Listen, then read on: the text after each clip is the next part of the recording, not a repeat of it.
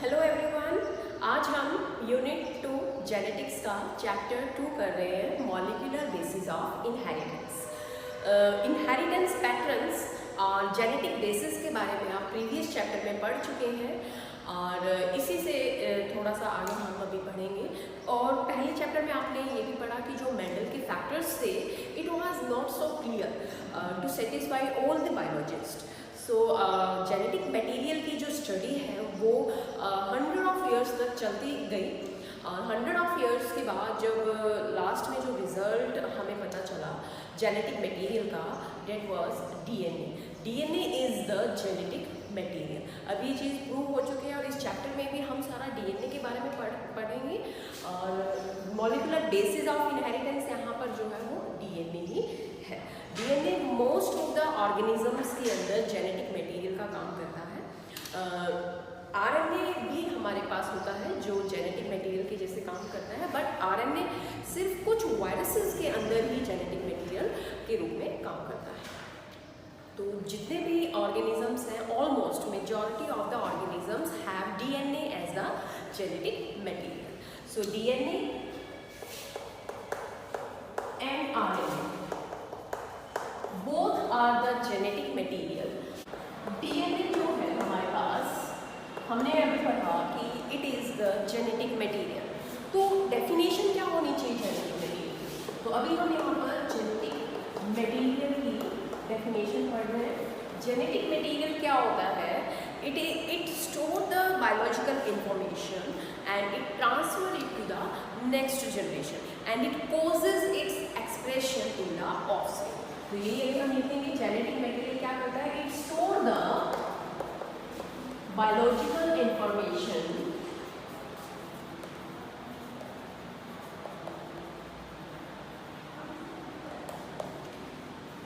and transfer it to the next generation.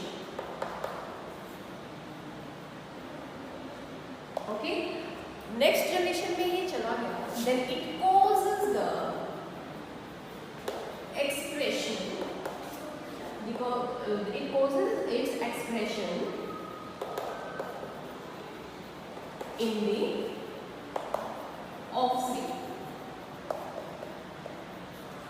material. But DNA it acts as a genetic material in majority of the organism. तो सब बहुत ज़्यादा जितने भी लगभग ऑर्गेनिजम्स के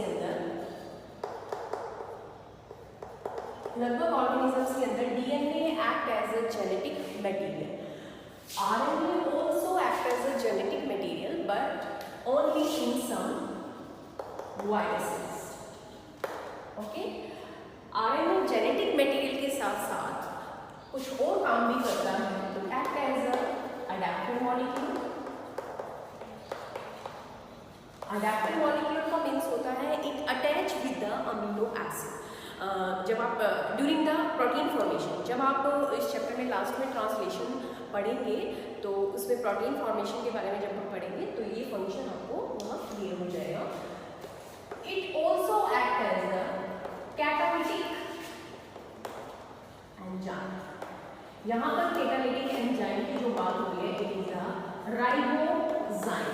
राइबोजाइम यहाँ पर एक प्रोटीन ना होकर के एक आरएनए मॉलिक्यूल होता है जो बिल्कुल वैसा काम करेगा जैसे एंजाइम करते हैं। क्या करेंगे ये? It accelerate the chemical reaction. ठीक है बेटा। डीएनए की जो फुल फॉर्म होती है, it is the deoxy ribo nucleic acid. यहाँ पर डीऑक्सी राइबो जो यहाँ पर है, डीऑक्सी राइबोज हम बोलते हैं, वो पेंटोज शुगर होती है and RNA it is the ribose nucleic acid. Okay बेटा। तो both are nucleic acid, they both are made up of many nucleotides. बहुत सारे न्यूक्लियोटाइड से बने होते हैं। आपने नाम सुना भी होगा, डीऑक्सी राइबो न्यूक्लिक एसिड बोल दो, चाहे डीऑक्सी राइबो न्यूक्लियोटाइड बोल दो। तो जो न्यूक्लियोटाइड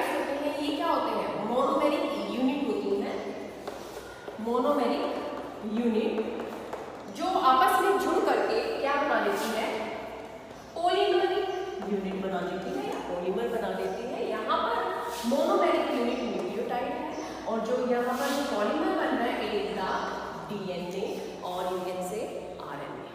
ओके, इस चैप्टर के अंदर हम जो जो टॉपिक कवर करने वाले हैं वो है structure of DNA,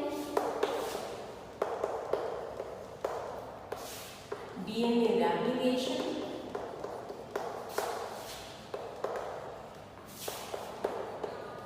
transcription, genetic code, translation, regulation of gene,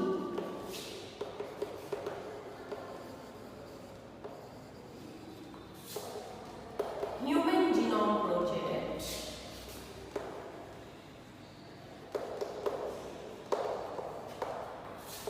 and DNA fingerprinting.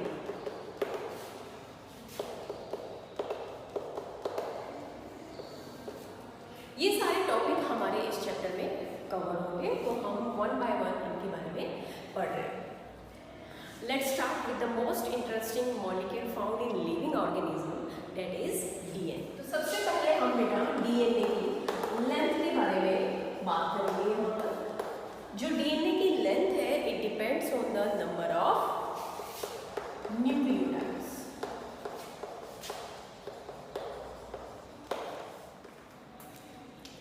Nucleotides को हम पेयर ऑफ बेस पेयर से भी बोल सकते हैं। तो अब यहाँ पर हम देख लेते हैं अलग अलग ऑर्गेनिज्म में कितने न्यूक्लियोटाइड्स या बेस पेयर होते हैं। तो बैक्टीरियोफेज है यहाँ पर 5×174। ये बैक्टीरियोफेज एक वायरस होता है, बैक्टीरियल इन्फेक्टिंग वायरस, जिसके अंदर न्यूक्लियोटाइड होते हैं 5, 3, 8, 6 न्यूक्लियोटाइड्स। देन सेकेंड जो बैक्टीरियोफेज है, बैक्टीरियोफेज लैम्डा, इसके अंदर प्रेजेंट होते हैं 4, 8, 5, 0, 2 न्यूक्लियोटाइड्स। देन इसके बाद हमारे पास ई कोलाई जो बैक्टीरिया है, इसके पास बेस पेयर होते हैं 4.6×10⁻⁶ बेस पेयर। ये आपको याद रखने हैं। ह्यूमन डीएनए में कितने होते हैं न्यूक्लियोटाइड्स और बेस पेयर? 3.3×10⁹ base pair. ये हम मैंने बता रखा है हैप्लॉइड सिचुएशन में। एंड अगर 6.6×10⁹ है तो ये हो जाएगा डिप्लॉइड सिचुएशन में। सो अभी हम इसके स्ट्रक्चर के बारे में बात करेंगे, स्ट्रक्चर ऑफ डीएनए। ठीक है, तो डीएनए किससे बना हुआ होता है? सबसे पहले अभी हम बात करें न्यूक्लियोटाइड्स। डीएनए बहुत सारे न्यूक्लियोटाइड से बना हुआ होता है। तो यहाँ पर जो न्यूक्लियोटाइड्स हैं ये क्या है? मोनोमेरिक यूनिट है जो एक पॉलीमर बनाएंगे। तो न्यूक्लियोटाइड्स जो है मोनोमर यूनिट कंबाइन होकर के पॉलीमर डीएनए बनाते हैं। तो यहाँ पर जो न्यूक्लियोटाइड्स है, अगर हम बात करें एक न्यूक्लियोटाइड की, एक न्यूक्लियोटाइड फर्दर 3 कंपोनेंट से मिलकर के बना होता है। सबसे पहले जो है यहाँ पर nitrogenous base, pentose sugar and phosphate group. ठीक है बेटा, अब जो नाइट्रोजनस बेस है, नाइट्रोजनस बेस फर्दर 2 टाइप का है हमारे पास, प्यूरीन एंड पिरिमिडीन। ठीक है, जो प्यूरीन है इसके अंदर क्या क्या आता है? इसके अंदर आता है एडेनिन एंड ग्वानिन। ठीक है बेटा, और पाइरिमिडीन के अंदर हमारे पास 3 कंपोनेंट है। Number 1 it is cytosine, thymine and uracil. तो आपको ध्यान रखना है जब भी हम डीएनए की अगर हम बात करें तो डीएनए में जो नाइट्रोजनस बेस होते हैं वो adenine, guanine, cytosine and thymine, ये 4 होते हैं। ओके, अगर हम आरएनए की बात करें तो आरएनए के अंदर एडेनिन, ग्वानिन यानी कि प्यूरीन जो एज इट इज रहेगा, और जो पाइरिमिडीन है इसके अंदर साइटोसिन एज इट इज रहेगा। बट जो थाइमिन है, थाइमिन की जगह पर क्या आ जाएगा? यूरेसिल। ओके बेटा, देन इसके बाद आता है हमारे पास पेंटोज शुगर। पेंटोज शुगर में अगर हम बात करें डीऑक्सीराइबोज, तो डीऑक्सीराइबोज की जो यहाँ बात हो रही है, deoxyribose sugar present in DNA. अगर पेंटोज शुगर में राइबोज है तो it will represent the RNA. Okay, तो फॉस्फेट ग्रुप दोनों में ही होता है। तो nitrogenous base, pentose sugar and phosphate group, ये तीनों मिलकर के क्या बनाते हैं, एक न्यूक्लियोटाइड बनाते हैं। और इसी तरह से ये एक न्यूक्लियोटाइड फर्दर दूसरे न्यूक्लियोटाइड से जुड़ा होता है, उसमें भी सेम कंपोनेंट है। तो इस तरह से एक न्यूक्लियोटाइड की पूरी चेन बन जाती है, और जब पूरी चेन बन जाएगी तो ये क्या बन जाएगा, एक पॉलीमर यानी कि डीएनए। तो अभी हम केमिकल स्ट्रक्चर ऑफ डीएनए पढ़ लेते हैं। तो डीएनए के अंदर अभी मैंने बताया बहुत सारे न्यूक्लियोटाइड्स होते हैं। एक न्यूक्लियोटाइड में 3 चीजें हैं, nitrogenous base, pentose sugar and phosphate group. अब हम इनको स्ट्रक्चर में बताते हैं कैसे ये लोकेट होते हैं। तो सबसे पहले हम यहाँ बना रहे हैं एक पेंटोज शुगर। ठीक है, ये मैंने यहाँ पर पेंटोज शुगर बनाई है डीएनए में जो डीऑक्सीराइबोज है। It is the first, second, third, fourth position and the 5th carbon is attached with the 4th carbon and it is O. Okay, तो ये एक पेंटोज शुगर मैंने यहाँ बनाई है। पेंटोज शुगर की फर्स्ट पोजीशन पर क्या प्रेजेंट होगा, नाइट्रोजिनस बेस। ये नाइट्रोजिनस बेस कुछ भी लिख सकते हो आप यहाँ पर, A, G, T, C जो मैंने पीछे आपको बताया, एडेनिन, गुआनिन। तो यहाँ पर अगर मैंने A लिख दिया तो इसका मतलब हो गया एडेनिन। ठीक है, तो यहाँ पर नाइट्रोजनस बेस बना दिया हमने, पेंटोज शुगर बना दिया। तो तीसरा कंपोनेंट कौन सा था, फॉस्फेट ग्रुप। फॉस्फेट ग्रुप कहाँ प्रेजेंट होगा, 5th कार्बन के ऊपर। जो यहाँ पर 5th कार्बन होता है, इस 5th कार्बन के ऊपर हमारे पास प्रेजेंट होता है फॉस्फेट ग्रुप। तो अब यहाँ पर बात है, जो ये पेंटोज शुगर है ये नाइट्रोजनस बेस के साथ अटैच होती है, तो ये बन जाता है, ये याद रखना, nitrogenous base plus pentose sugar, ये दोनों मिलकर के बना देते हैं न्यूक्लियोसाइड। अब मैंने यहाँ पर लिखा है न्यूक्लियोसाइड। जो बात डीएनए जो बना हुआ होता है वो बना होता है न्यूक्लियोटाइड्स। ठीक है, तो ये जो कंपोनेंट मैंने बनाए हैं 3, ये न्यूक्लियोटाइड के बनाए। इनमें से जो 2 कंपोनेंट है, nitrogenous base and pentose sugar, they will form the nucleoside. तो अब इसका नाम क्या हो जाएगा, अगर मैंने एडेनिन यहाँ पर अटैच किया है तो इस न्यूक्लियोसाइड का नाम हो जाएगा एडिनोसाइन या फिर डीऑक्सी एडिनोसाइन। ठीक है, तो ये न्यूक्लियोसाइड का नाम हो जाएगा। इसी तरह से अगर हम यहाँ G अटैच करते हैं, ग्वानिन, तो नाम हो जाएगा ग्वानोसिन या फिर डीऑक्सी ग्वानोसिन। ठीक है, तो ये हो गया हमारे पास न्यूक्लियोसाइड। अब ये nucleoside pentose sugar and nitrogenous base के बीच में जो बॉन्ड दिख रहा है, इस बॉन्ड को हम बोलते हैं N glycosidic linkage. N glycosidic linkage. ठीक है, अब इसके बाद जो ये फॉस्फेट ग्रुप अटैच है 5th कार्बन के साथ, जो यहाँ पर जो लिंकेज है इसको हम बोलते हैं फॉस्फो एस्टर लिंकेज। ठीक है, तो ये 2 लिंकेज हो गए यहाँ पर। अब तीसरा, क्योंकि डीएनए तो बहुत सारे न्यूक्लियोटाइड से बना हुआ है, तो यहाँ पर तो हमने सिर्फ एक न्यूक्लियोटाइड बनाया, तो न्यूक्लियोटाइड फर्दर दूसरे न्यूक्लियोटाइड से जुड़ा हुआ होगा। ये तो बेटा हो गया एक न्यूक्लियोटाइड। डीएनए तो बहुत सारे न्यूक्लियोटाइड से बना हुआ होता है, तो ये एक न्यूक्लियोटाइड फर्दर दूसरे न्यूक्लियोटाइड से जुड़ा हुआ होगा, तो हम दूसरा न्यूक्लियोटाइड, ये पूरा क्या होगा, एक न्यूक्लियोटाइड हो गया हमारे पास। ठीक है, अब हम सेम चीज यहाँ पर बनाएंगे। ठीक है, तो सेम चीज अगर आप बनाएंगे यहाँ पर, तो यहाँ पर फिर से आपको पेंटोज रिंग बनानी पड़ेगी इस तरह से। ठीक है, same numbering 1 2 3 4 and 5th carbon जो इसके ऊपर होता है 5th कार्बन, और 5th कार्बन के साथ अटैच होता है फॉस्फेट ग्रुप। कुछ भी नहीं किया मैंने, जस्ट एक न्यूक्लियोटाइड जो पहले आपको दिखाया था बना करके, सेम मैंने यहाँ पर बना दिया।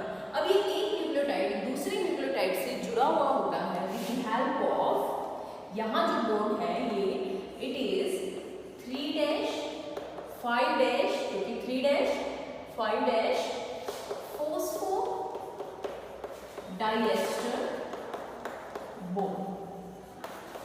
ठीक है बेटा, तो ये एक न्यूक्लियोटाइड दूसरे न्यूक्लियोटाइड से जुड़ गए। यहाँ पर हम नाइट्रोजनस बेस लिख देंगे, यहाँ पर अब दूसरा नाइट्रोजनस बेस आ जाएगा, दूसरा नाइट्रोजनस बेस दिया G, ग्वानिन।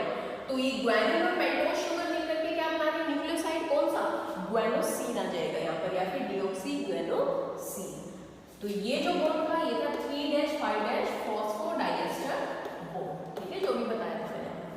तो अब ये क्या होगी, दो न्यूक्लियोटाइड, इसको हम क्या बोलेंगे, डाई न्यूक्लियोटाइड। इस तरह से ये बहुत सारे न्यूक्लियोटाइड जुड़ते चले जाएंगे। आपको क्या है, दोबारा से फिर वही रिंग बनानी है इस तरह से, 1 2 3 4, 4 पे ये 5th कार्बन है, 5th कार्बन के साथ फॉस्फेट ग्रुप है, और ये पहले वाले न्यूक्लियोटाइड का 3 कार्बन एंड दूसरे न्यूक्लियोटाइड के जो 5th कार्बन पे फॉस्फेट ग्रुप प्रेजेंट है, ये बॉन्ड इसके साथ अटैच हो जाएगा। इस बॉन्ड को हम बोलते हैं 3-5- फॉस्फोडाइएस्टर बॉन्ड, फॉस्फोडाइएस्टर बॉन्ड, ठीक है। तो ये क्या होगा, बहुत सारे न्यूक्लियोटाइड्स यहाँ पर बन जाएंगे, तो हम इसको बोलते हैं पॉलीन्यूक्लियोटाइड। जो डीएनए होता है it is a polynucleotide chain, ठीक है। डीएनए क्या होता है, it is a polynucleotide chain. जो डीएनए है ये 2 पॉलीन्यूक्लियोटाइड चेन से बना हुआ होता है, और ये 2 पॉलीन्यूक्लियोटाइड चेन क्या होती है, एंटी पैरेलल होती है। कैसे, मैं भी आपको बता रही हूँ। तो ये क्योंकि 5 कार्बन के साथ अटैच था, तो जो ये वाला एंड होगा न्यूक्लियोटाइड का, इट इज 5' एंड, और इसके यहाँ पर 3' क्योंकि कहीं पे जाके तो न्यूक्लियोटाइड रुकेगा, तो न्यूक्लियोटाइड का लास्ट जो होगा वो 3' एंड फ्री होगा, क्योंकि आगे कोई न्यूक्लियोटाइड नहीं होगा जुड़ने का। तो ये डीएनए का कौन सा एंड होगा, 3' एंड। अब 2 पॉलीन्यूक्लियोटाइड में ये तो एक पॉलीन्यूक्लियोटाइड चेन यहाँ बना दी मैंने, जो दूसरी पॉलीन्यूक्लियोटाइड चेन है वो कैसे बनाएंगे, ये देखिए, उसमें भी आपको क्या करना है, सेम पेंटोस शुगर बनानी है आपको। अब आपको क्या करना है, फर्स्ट पोजीशन यहाँ लिखनी है, second, third, fourth, and fourth के साथ ये O है हमारा, पेंटोस शुगर है तो ये O ग्रुप लगा दिया हमने। 4 के साथ 5th कार्बन अटैच है, और 5th कार्बन के साथ हमारा फॉस्फेट ग्रुप प्रेजेंट है। तो फर्स्ट कार्बन के ऊपर क्या प्रेजेंट होता है, नाइट्रोजनस बेस। तो यहाँ पर मैं जो नाइट्रोजनस बेस बनाऊंगी वो नाइट्रोजनस बेस होगा, जो A होता है वो हमेशा बाइंड करता है थायमिन के साथ, T के साथ, ठीक है। जब हम डीएनए डबल हेलिक्स स्ट्रक्चर पढ़ेंगे तो ये चीजें और भी सामने आएंगी। तो जो A है, adenine, it will make double hydrogen bond with the thymine. एक प्यूरीन होगा और दूसरा पिरिमिडीन होगा, तो इन दोनों के बीच में बॉन्डिंग होती है, A और T के बीच में डबल हाइड्रोजन बॉन्ड होता है। इस तरह से क्या होगा, फर्स्ट कार्बन के ऊपर तो मैंने बना दिया नाइट्रोजनस बेस, ये पेंटोस शुगर, ये नाइट्रोजनस बेस, दोनों मिलकर के क्या बना देंगे, न्यूक्लियोसाइड। देन इसके बाद जो 5th पोजीशन है यहाँ पर फॉस्फेट ग्रुप लग जाएगा। अब इसके साथ फर्दर दूसरा न्यूक्लियोटाइड जुड़ गया है, दूसरा न्यूक्लियोटाइड हम सेम जैसा हमने यहाँ बनाया है, सेम हम अब यहाँ बनाने वाले हैं, ठीक है। तो यहाँ पर 1 2 3 4 O, और यहाँ पर 5 के साथ फॉस्फेट। तो जैसे हमने इसमें किया था, पहले न्यूक्लियोटाइड का 3rd कार्बन दूसरे न्यूक्लियोटाइड के फॉस्फेट ग्रुप के साथ अटैच है। तो पहले न्यूक्लियोटाइड का जो ये है फॉस्फेट ग्रुप, ये दूसरे न्यूक्लियोटाइड के 3 पोजीशन से अटैच है। तो ये भी क्या होगी, 3-5 फॉस्फोडाइएस्टर बॉन्ड। और ये जो बॉन्ड था it is N glycosidic linkage, जो पीछे बताया था पेंटोस शुगर और नाइट्रोजनस बेस के बीच में जो बॉन्ड होगा it is the N glycosidic linkage. और जो ये बॉन्ड होगा 5th कार्बन के साथ फॉस्फेट ग्रुप का, it is phospho ester linkage. और जो इसके साथ होगा, एक न्यूक्लियोटाइड दूसरे न्यूक्लियोटाइड के साथ जुड़ा हुआ होगा, उसको हम बोलते हैं 3-5- फॉस्फो डाइएस्टर लिंकेज, ठीक है। तो इस तरह से अभी फर्स्ट कार्बन के ऊपर मैं यहाँ पर एक नाइट्रोजनस बेस अटैच करूंगी। यहाँ पर जो नाइट्रोजनस बेस अटैच करूंगी वो मैं करूंगी C, क्योंकि अगर A T के साथ बना रहा है तो G C के साथ बॉन्डिंग करता है, और वो बॉन्डिंग होती है ट्रिपल हाइड्रोजन बॉन्ड, यहाँ पर डबल और यहाँ पर ट्रिपल। इस तरह से आप तीसरा न्यूक्लियोटाइड और यहाँ पर ड्रॉ कर लें। अब जैसे T है तो T किसके साथ बनाएगा, उल्टा हो जाएगा, एडेनाइन आ जाएगा यहाँ पर, ठीक है। तो यहाँ पर हमारे पास क्या बन गई, 2 पॉलीन्यूक्लियोटाइड चेन बन गई। अब 2 पॉलीन्यूक्लियोटाइड चेन क्या है, एंटी पैरेलल। एंटी पैरेलल कैसे, ये 5 to 3' एंड है, तो यहाँ पर क्या हुआ, इसका 3' एंड फ्री है, तो 3' एंड फ्री है तो ये 3 एंड हो गया हमारे पास। और यहाँ पर जैसे ये 5 एंड है, तो ये हमारा क्या हो जाएगा 5 डैश एंड हो जाएगा। तो 5 to 3 and 3 to 5 it will show the anti parallel और एंटी पोलैरिटी आप इसको बोल सकते हैं, anti parallel chain of DNA. ठीक है बेटा, अब इसमें क्या है, जो ये चेन है, ये जो चेन है बीच में तो नाइट्रोजनस बेस है ये बीच में, और जो चेन है ये चेन किससे बनी हुई है, basically pentose sugar and phosphate group से बनी हुई है। तो आप ध्यान रखना, जो डीएनए की बैकबोन बनाने का काम करते हैं वो pentose sugar and phosphate group करते हैं। ठीक है, तो इसके बाद ये तो हो गया हमारा केमिकल स्ट्रक्चर।